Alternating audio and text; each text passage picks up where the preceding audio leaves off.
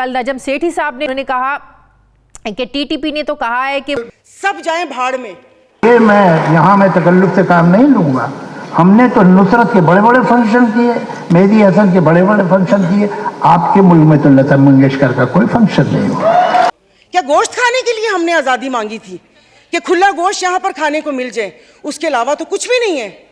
हम तो बम्बई के लोग हैं, हमने देखा हमारे शहर पे कैसे हमला हुआ था। तो वो लोग नॉर्वे से तो नहीं आए थे, ना इजिप्ट से आए थे, वो लोग अभी भी आपके मुल्क में घूम रहे हैं। पहले ढके छुपे होती थी, अब खुलेआम होंगी। और मैं इज्जत नहीं बोलूंगी, जिस्म फरोशी बोलूंगी, क्योंकि अगर इज्जतें बिक्री होती तो सब खरीद लेते। फिर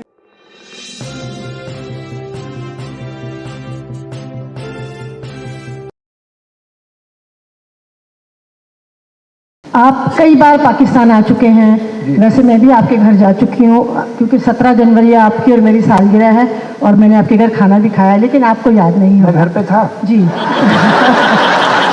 चले वो तो कोई बात नहीं। मैं ये कहना चाह रही हूँ कि आप कई बार पाकिस्तान आ चुके हैं और आप देख चुके हैं कि पाकिस्तान एक माशाल्लाह बड़ा फ्रेंडली, लविंग और पॉजिटिव मुल्क है, लेकिन हिंदुस्तान में जो हमारा तस्वुर है वो इतना अच्छा नहीं है। तो एक मिनट, मैं ये समझती हूँ कि जब आप यहाँ आते हैं तो क्या आप जाकर बताते हैं कि वो तो बड़े अच्छे लोग हैं, क्योंकि वो तो जगह जगह बम नहीं मारते, हमें फूल भी पहनाते हैं, प्यार भी करते हैं। आप ये जाके बताते हैं उनको कि नहीं? क्योंकि हम ये चाहते हैं कि इस रीजन में अच्छे हालात हो, हम मोहब्बत करें, दोस्ती करें आपस में।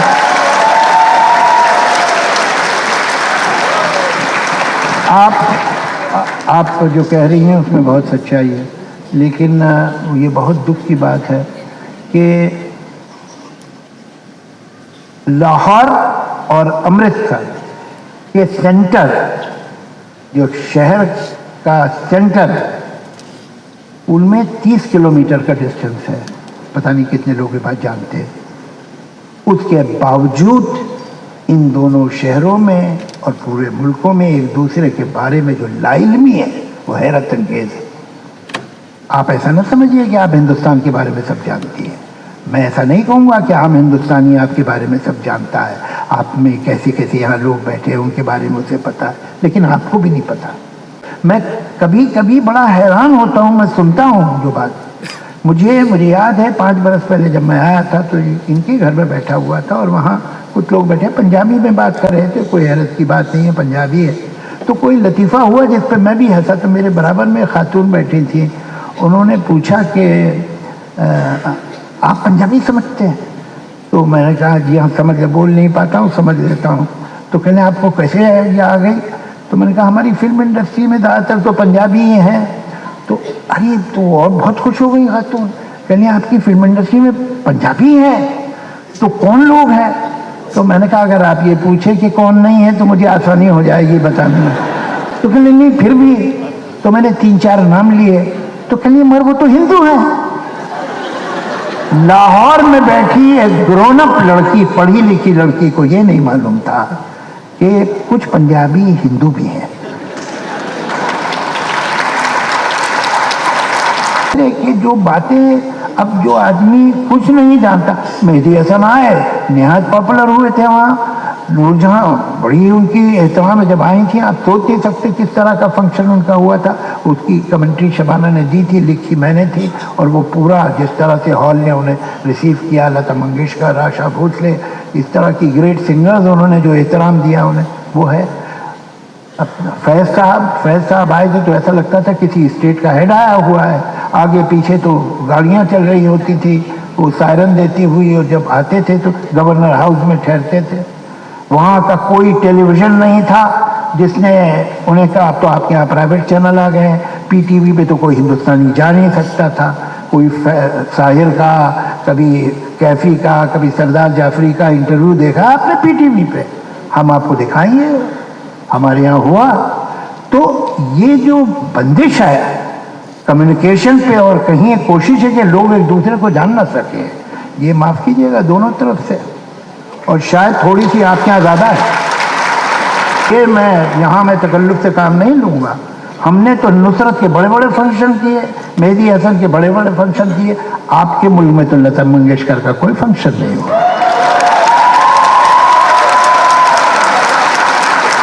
تو حقیقت یہ ہے، چلیے اب ہم ایک دوسرے کو الزام نہ دیں، اس سے سالو نہیں ہوگا. یہ اہم بات یہ ہے کہ یہ جو آج کل اتنا گرم ہے فضا، وہ کم ہونی چاہیے. ہم تو بمبئی کے لوگ ہیں، ہم نے دیکھا ہمارے شہر پہ کیسے حملہ ہوا تھا. تو وہ لوگ ناروے سے تو نہیں آئے تھے، نہ ایجپٹ سے آئے تھے، وہ لوگ ابھی بھی آپ کے ملک میں گھوم رہے ہیں.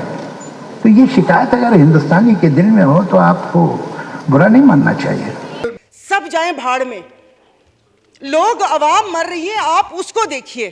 میں اس کی بات کر رہی ہوں جس کے 5 بچے ہیں اور ایک بائک ہے. وہ پیٹرول بھروائے گا، دوائی لے گا یا کیا کرے گا؟ مجھے بتائیں کہ وہ عوام ہی نہیں رہیں گی تو آپ لوگ حکومت کس پہ کریں گے؟ یہ حالات اس نہج تک نہ پہنچائیں کہ ہم اپنی بڑوں کی قربانیوں کو بے فضول سمجھیں. کیونکہ گورے سے تو لے کے رہیں گے پاکستان، یہ نعرے لگا کر ہم نے آزادی تو لے لی، اب میں کس سے آزادی مانگوں؟ کیا گوشت کھانے کے لیے ہم نے آزادی مانگی تھی کہ کھلا گوشت یہاں پر کھانے کو مل جائے؟ اس کے علاوہ تو کچھ بھی نہیں ہے. اور مجھے معاف کر دیجیے گا کہ اس کشمیر والے دن میں یہاں پر نہ وزیر اعظم تھے، نہ وزیر خارجہ تھے، نہ دفاع منسٹر تھے، اور یہ یہاں پر کشمیر کا وہ ہو رہا تھا. اور جو مودی کی کہانی سنا رہے تھے، مجھے تو ایک سیکنڈ کے لیے، میں تو اس وقت آئی تھی، میں سمجھی کہ آپ شاید یہاں کے حالات سنا رہے ہیں. ملک کو پتہ نہیں آپ لوگوں نے کہاں سے کہاں پہنچا دیا.